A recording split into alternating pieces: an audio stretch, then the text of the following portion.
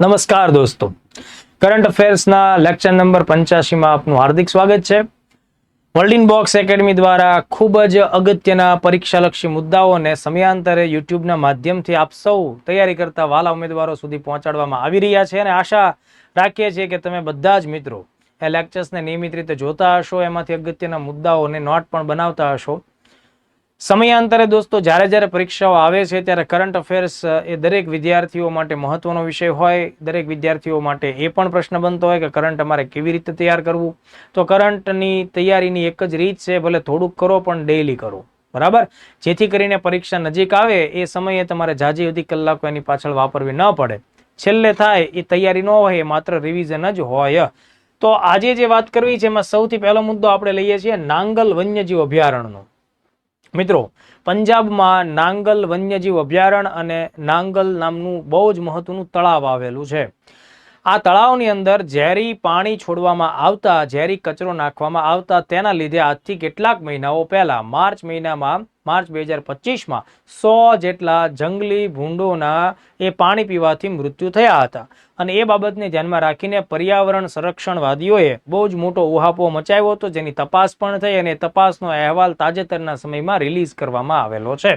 એટલે એ બાબતને ધ્યાનમાં રાખીને પ્લેસ ઇન ન્યૂઝ તરીકે નાંગલ વન્યજીવ અભયારણ્ય અથવા નાંગલ સેન્ચ્યુરી કે નાંગલ તળાવ ચર્ચામાં હોવાને લીધે પરીક્ષામાં પૂછી શકાય. તો અહીંયા તમારે ધ્યાન રાખવાનું છે, નાંગલ લેક અથવા તળાવમાં છોડવામાં આવેલા ઝેરી કચરાઓને લીધે માર્ચ 25માં 100 જેટલા જંગલી ભૂંડ એટલે કે વાઇલ્ડ બોર, બરાબર, તેના મૃત્યુની ઘટના સામે આવી હતી. તો હવે અહીંથી જે પ્રશ્ન આવે, રાજ્ય પૂછી શકાય પંજાબ રાજ્ય, અથવા તો આ ઘટના 2025માં કયા લેકમાં થઈ હતી એવું પણ પરીક્ષામાં પૂછી શકાય. હવે જો દોસ્તો, આ નાંગલ તળાવ વિશે આપણે જ્યારે વાત કરતા હોય તો ત્યારે તેની હિસ્ટોરિકલ બે બાબતો ધ્યાને રાખવી પડે. પહેલી વાત તો વન્યજીવ અભયારણ્ય જાહેર થયું છે 2009 અને એના 10 વર્ષ પછી 2019માં આંતરરાષ્ટ્રીય સ્તર ઉપર તેને ભારતની એક રામસર સાઇટ પણ જાહેર કરી દેવામાં આવેલી છે. એમ છતાં જુઓ ભાઈ, એમ છતાં પણ આપણે તેની જાળવણીમાં ક્યાંક ને ક્યાંક રાજ્ય સરકાર ઊણી ઉતરી, એટલે એમાં કચરો, ઔદ્યોગિક કચરો કે જે કઈ પ્રકારનો ઝેરી કચરો ડમ્પ થયો અને એના લીધે આ પ્રકારની ઘટના ઘટી છે. તો આટલા મુદ્દા તમારે ખાસ ધ્યાન રાખવા. બીજી એક એક્સ્ટ્રા વિગત પણ ધ્યાને રાખો, પંજાબમાં આ આખું અભયારણ્ય જે સતલજ નદીના કિનારે આવેલું છે. તો હું ફરીથી કહું છું, આ સ્થળ શા માટે ચર્ચામાં છે એ વિશે મેં તમને વાત કરી દીધી.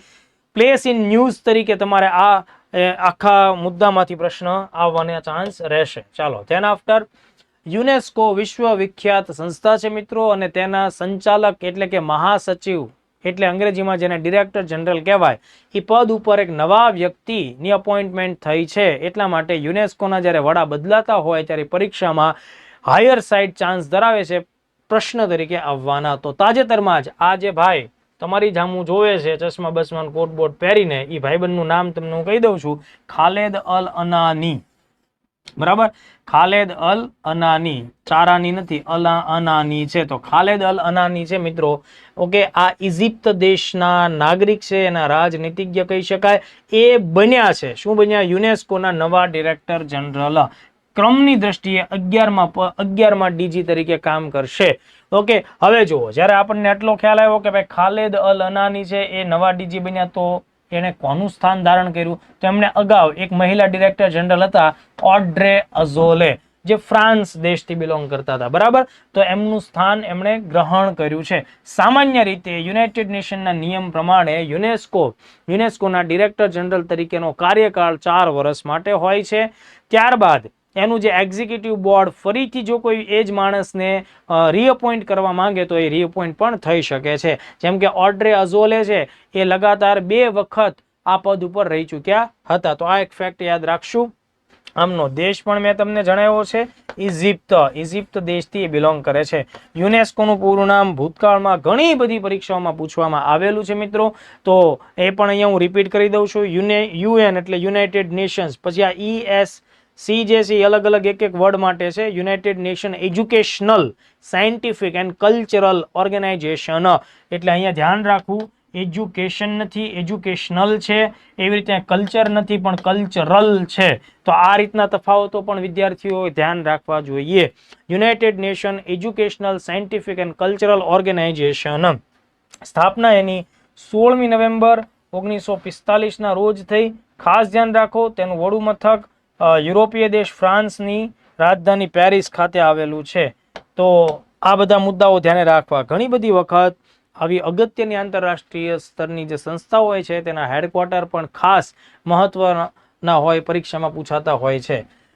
ડોક્ટર જેન ગુડોલ, મિત્રો અહીંયા જે તમને તસવીર બતાવવામાં આવેલા છે એ વિશ્વ વિખ્યાત ચિમ્પાન્જી સંશોધક, નિષ્ણાત મહિલા વૈજ્ઞાનિક, પ્રાણીશાસ્ત્રી, પર્યાવરણ સંરક્ષણવિદ પણ તમે એને કહી શકો એ છે. તાજેતરમાં એટલા માટે ચર્ચામાં છે કે એમનું નિધન થયું છે. બરાબર, એમનું નિધન થવાથી ખરેખર માનવ જાતિએ એક ખૂબ સારા સંશોધક ગુમાવ્યા છે, કારણ કે તેણીએ પોતાનું સમગ્ર જીવન વાનરોના અભ્યાસ, એમાં પણ ખાસ કરીને ચિમ્પાન્જીના અભ્યાસ પાછળ સમર્પિત કરેલું છે. અત્યાર સુધીમાં એમને ઘણા બધા પુરસ્કારો પણ મળી આવેલા છે. તો લંડનમાં એટલે કે ઇંગ્લેન્ડમાં તેમનો જન્મ થયો અને ત્યારબાદ એમણે પોતાના જીવનના મેક્સિમમ વર્ષો આફ્રિકાના જંગલોમાં, કેન્યા, તંઝાનિયાના પ્રદેશોમાં વિતાવેલા છે. તો આપણે ખાસ ધ્યાન રાખશું, વિશ્વ વિખ્યાત પ્રાઇમેટોલોજિસ્ટ. બરાબર છે, પ્રાઇમેટોલોજિસ્ટ. પ્રાઇમેટ એટલે વાનર થાય. બરાબર છે, પ્રાઇમેટનો મતલબ વાનર. પ્રાઇમેટોલોજિસ્ટ એટલે જે વાનરોના વિશેષજ્ઞ હોય, નિષ્ણાત હોય, એને માટે આ પ્રકારનો શબ્દ વાપરી શકીએ. નાગરિકતાની દ્રષ્ટિએ એમનું જે વતન છે એ બ્રિટન એટલે કે ઇંગ્લેન્ડ, બ્રિટિશ નાગરિકતા છે. ચિમ્પાન્જી ઉપર, એટલે આ મોસ્ટ આઈએમપી મુદ્દો ધ્યાને રાખજો, ચિમ્પાન્જી ઉપર વિશ્વ વિખ્યાત સંશોધનો કરનારા મહિલા વૈજ્ઞાનિક. દોસ્તો, એમણે વર્ષો જંગલોમાં પસાર કર્યા છે. ખાસ કરીને તંઝાનિયાના ગોમ્બે ક્ષેત્રમાં એમણે બહુ જ બધા વર્ષો સુધી કામગીરી કરેલી છે. તાજેતરમાં અમેરિકા ખાતે 1 ઓક્ટોબર 25 રોજ લોસ એન્જલ્સ, કેલિફોર્નિયામાં આવેલું છે, ત્યાં એમનું નિધન થયું. ચિમ્પાન્જી પણ માણસની જેમ બૌદ્ધિક ક્ષમતાઓ ધરાવે છે. બરાબર, એ ગુડોલના સંશોધનોના આધારે વિશ્વએ સ્વીકારેલી બાબત છે. ચિમ્પાન્જી પણ વિશેષ પ્રકારની લાગણીઓ ધરાવે છે, વત્તા બૌદ્ધિકતાનો ઉપયોગ કરીને નિર્ણયો લે છે. બરાબર, એ આવેશમાં આવીને કે આવેગમાં આવીને નિર્ણયો લઈ લે છે એવું નહીં. ચિમ્પાન્જી આયોજનપૂર્વક હિંસક પ્રવૃત્તિઓ પણ કરે છે. એ અંગેના સંશોધનો પણ એણે ખૂબ બધા કરેલા હતા. તો ડોક્ટર જેન ગુડોલ, આ નામ તમારે ધ્યાને રાખવાનું છે, પરીક્ષામાં ઉપયોગી છે. ધેન આફ્ટર, દક્ષિણ ભારતનું રાજ્ય છે તેલંગાણા. તેલંગાણામાં જ્યારે આપણે ગુજરાતમાં નવરાત્રી મહોત્સવની ઉજવણી થતી હોય એ જ સમયગાળાને ધ્યાને રાખીને તેલંગાણાની અંદર માતૃશક્તિ, બરાબર, માતૃશક્તિ એટલે કે જે ગોડેસ હોય, બરાબર, મતલબ માતાજી, એમની પૂજાઓ કરવા માટે થઈને ચોક્કસ પ્રકારના 2 તહેવારો પણ મનાવવામાં આવતા હોય છે. તો અહીંયાથી પણ સવાલ આવે કલ્ચરના દ્રષ્ટિકોણથી. બથુકમ્મા અને બોડેમ્મા, આ 2 તહેવારો ધ્યાન રાખવાના છે. આ 2 તહેવારો તેલંગાણા રાજ્યમાં ઉજવાય છે. બથુકમ્મા 9 દિવસ સુધી ચાલે છે, જેમ આપણે નવરાત્રી ઉજવીએ છીએ એવી રીતે. અને બીજી એક ખાસ વાત કે આ જે બથુકમ્મા છે એમાં સૌથી વધુ મહત્વ હોય તો ફૂલોને મહત્વ આપવામાં આવે છે. અહીંયા માતાજીની ભક્તિ, શક્તિ એ બધું થતું હોય છે અને અહીંયા ફૂલોનું વિશેષ મહત્વ છે. એ બાબત ખાસ તમારે ધ્યાને રાખવાનું. બોડેમમાં આ જે તહેવાર છે બથુકમ્મા પછીના દિવસોમાં મનાવવામાં આવે છે.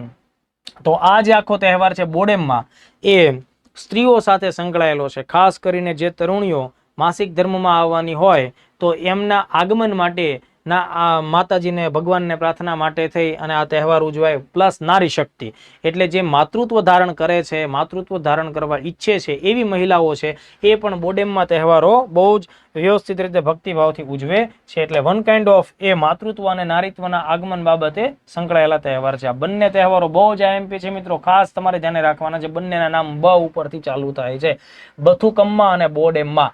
એ સિવાય જો તમને લોકોને યાદ હોય તો અગાઉના કોઈ લેક્ચર્સમાં મેં તમને બોનાલુ મહોત્સવ પણ સમજાવેલો હતો. એ બોનાલુ મહોત્સવ છે મિત્રો, એ મહાકાલી માતા સાથે સંકળાયેલો છે અને એની ઉજવણી પણ તેલંગાણામાં થાય છે. અને એ ખાસ ક્યારે થાય છે? જ્યારે ચોમાસાના દિવસોમાં મચ્છરજન્ય બીમારીઓ ખૂબ ફેલાતી હોય કે વિવિધ પ્રકારની બીમારીઓ, ત્યારે માતાજીને ચોખાનું નૈવેદ્ય ધરવામાં આવતું અથવા દૂધની વાનગીઓ ધરવામાં આવતી હોય. તો એ જે તહેવાર બોનાલુ, આ બથુકમ્મા, બોડેમ્મા, તો આના ઉપરથી એટલી તો બેઝિક ખબર પડે કે બ થી ચાલુ થતા બધા તહેવારો ક્યાં અત્યારના ધોરણે સામે આવે છે? તેલંગાણા રાજ્યમાં. ચાલો નેક્સ્ટ આપણે જોઈએ. બહુ જ અગત્યનું રાષ્ટ્રીય મિશન ભારત સરકારના કૃષિ મંત્રાલય તરફથી શરૂ કરવામાં આવેલું છે. મિશન ફોર આત્મનિર્ભરતા ઇન પલ્સ. હવે જો અહીંયા અમારાથી ભૂલમાં પ્લસ લખાયેલું છે, પણ તમારે એને પલ્સ સમજવાનું છે. પલ્સ નો મતલબ થાય કઠોળ, બરાબર, કઠોળ. તો ધ્યાન આપો, મિશન ફોર આત્મનિર્ભરતા ઇન પલ્સ એટલે કે કઠોળના ઉત્પાદન બાબતે અને કઠોળના ઉપભોગ બાબતે ભારતે આત્મનિર્ભરતા પ્રાપ્ત કરવાની છે. મિત્રો ખાસ ધ્યાન રાખો, ભારત સમગ્ર વિશ્વમાં કઠોળના ઉત્પાદનમાં અને કઠોળના ઉપભોગમાં પહેલા નંબર ઉપર રહેલો દેશ છે. પણ એમ છતાં હજુ પણ આપણે સંપૂર્ણપણે ભારતની જરૂરિયાતોને સંતોષી શકાય એટલું કઠોળ પેદા કરી શકતા નથી. એટલે આજની તારીખે પણ આપણે લગભગ 15 થી 20% જેટલું કઠોળની આયાત કરતી રહેવી પડે છે. આ આયાતને આપણે ઘટાડવાની છે, ઓછી કરવાની છે અને સંપૂર્ણ આત્મનિર્ભરતા પ્રાપ્ત કરવાની છે. બરાબર, એટલે આનું નામ શું છે? મિશન ફોર આત્મનિર્ભરતા ઇન પલ્સ. પલ્સ નો મતલબ કઠોળ થશે. ઓકે, તો હવે જો ધ્યાનથી, પહેલા તો આ જે મિશન છે એ પ્રશ્ન તરીકે આવે કે ભાઈ તો મંત્રાલય આપણને પહેલા તો ખ્યાલ હોવો જોઈએ, કૃષિ અને ખેડૂત કલ્યાણ મંત્રાલય. આ મિશન ક્યારે શરૂ કરવામાં આવ્યું દોસ્તો? ઓક્ટોબર 25માં. એટલે હમણાંના સમયમાં આનું જે આખું ઉદ્ઘાટન થયું, આની શરૂઆત થઈ, એ આપણને જોવા મળે છે. કેટલા વર્ષ સુધી આ મિશન કામ કરશે? 6 વર્ષ સુધી. બરાબર, 6 વર્ષ સુધી. એટલે 25-26 ના ફાઇનાન્શિયલ યરમાં શરૂ થયું, તો 25માં 6 ઉમેરો એટલે 31 સુધી જશે. એટલે 2030-31 સુધીના વર્ષ સુધી આમાં એફર્ટ લગાડવામાં આવશે. ઉદ્દેશ શું? તો કે ભાઈ કઠોળના ઉત્પાદનમાં આત્મનિર્ભરતા. અંદાજે 11,440 કરોડ રૂપિયાનો ખર્ચ. જો આ આંકડો એક્ઝામમાં એટલો ઉપયોગી નથી, પણ 6 વર્ષ આપણા માટે જાણવા બહુ જ જરૂરી છે. 11,440 કરોડ રૂપિયા આના પાછળ ફાળવવામાં આવશે. એટલે આમાં શું કરવામાં આવશે? કઠોળની ખેતીને પ્રોત્સાહન, એના માટે સંશોધિત બીજ, સારી ગુણવત્તાવાળા બીજ એટલે કે સીડ્સ, બરાબર, એના ઉપર સંશોધન કરવું, એનું વિતરણ કરવું, સસ્તા ભાવે સબસિડીના ભાવ સાથે એ બીજ ખેડૂતો સુધી પહોંચાડવા, જે વિસ્તારોમાં કઠોળની ખેતી ઓછી થાય છે તેને પ્રોત્સાહન આપવું, એના માટે વિવિધ કાર્યક્રમો ચલાવવા, એ બધું કામ આમાં થશે. પ્લસ એને જે કાંઈ પણ એને એ પાકને રિલેટેડ બીમારીઓ હોય તો એનો કેમ સામનો કરવો, એનું ઉત્પાદન થાય, ફૂડ પ્રોસેસિંગ થાય, માર્કેટિંગ થાય, બધી કામગીરી માટે આ મિશન પૈસાની ફાળવણી કરશે. સૌથી વધુ ફોકસ કોના ઉપર થશે? ગુણવત્તાવાળા બીજ ઉપર ભાર દેવામાં આવશે. હવે મોસ્ટ આઈએમપી, એકદમ ધ્યાનથી, સૌથી વધુ કયા કઠોળને સપોર્ટ આપવામાં આવશે? તુવેર, અડદ અને મસૂર. તુવેર, અડદ અને મસૂર, બરાબર. તુવેર, અડદ અને મસૂરને 100% એની સંપૂર્ણ ખરીદી MSP ટેકાના ભાવે સરકાર ખરીદી લેશે. એટલે દાખલા તરીકે કોઈ ખેડૂતે તુવેર વાવી, પછી આનો ખરીદનારો વર્ગ ન મળે એવું નહીં થાય. સરકાર ગેરંટી આપે છે કે તુવેર હશે, અડદ હશે કે મસૂર હશે, અમે સંપૂર્ણ 100% MSP હેઠળ એની ખરીદી કરી લેશું. ઉપરાંત કઠોળનું ઉત્પાદન 350 લાખ ટને પહોંચતું કરી દેવું પડે. એટલે અંદાજે અત્યારે જેટલું છે એમાં હજુ 100 લાખ ટન જેટલો વધારો કરવો. આ ઉપરાંત દોસ્તો ખેતી વિસ્તાર 310 લાખ હેક્ટર સુધી કઠોળની ખેતીનો પહોંચતો કરવો. હવે હું જે 2-3 વાક્યો કહું છું એ ખાસ ધ્યાને રાખજો. મેં આ વાત અગાઉ પણ કીધી. ભારત સમગ્ર વિશ્વમાં કઠોળના ઉત્પાદન અને ઉપભોગ એટલે કે ખાવા પીવામાં પ્રથમ ક્રમાંક ઉપર છે. આ મોસ્ટ આઈએમપી લાઈન તમારી એક્ઝામ માટે બને વિધાનો પૂછાય તો એમાં આવું બધું ધ્યાન રાખવું પડે. બીજો મુદ્દો, ભારતમાં સૌથી વધુ કઠોળનું ઉત્પાદક રાજ્ય પૂછાય, MP, મધ્યપ્રદેશ છે, ત્યારબાદ મહારાષ્ટ્ર, પછી ઉત્તર પ્રદેશ, પછી રાજસ્થાનનો સમાવેશ થાય. એટલે સૌથી વધુ મધ્યપ્રદેશ કઠોળમાં પહેલા નંબર ઉપર MP છે. આ બાબત ધ્યાને રાખો. ભારતના કઠોળની જે નિકાસ થાય છે સૌથી વધુ કયા દેશમાં થાય? બાંગ્લાદેશ, પાડોશી દેશ બાંગ્લાદેશ. ધેન આફ્ટર ચીન, UAE, USA એ બધા પછી આવશે, પણ પહેલા નંબર પર બાંગ્લાદેશ આવશે. તો મિત્રો અહીંયા મેં તમને આજના લેક્ચરના જે મુખ્ય 5 મુદ્દાઓ છે એ સમજાવ્યા છે. આવનારા સમયમાં STA પરીક્ષા આવવાની છે. ખૂબ સરસ રીડિંગ કરો, રિવિઝન કરો, મોક ટેસ્ટો આપો અને સફળતા પ્રાપ્ત કરો. Thank you.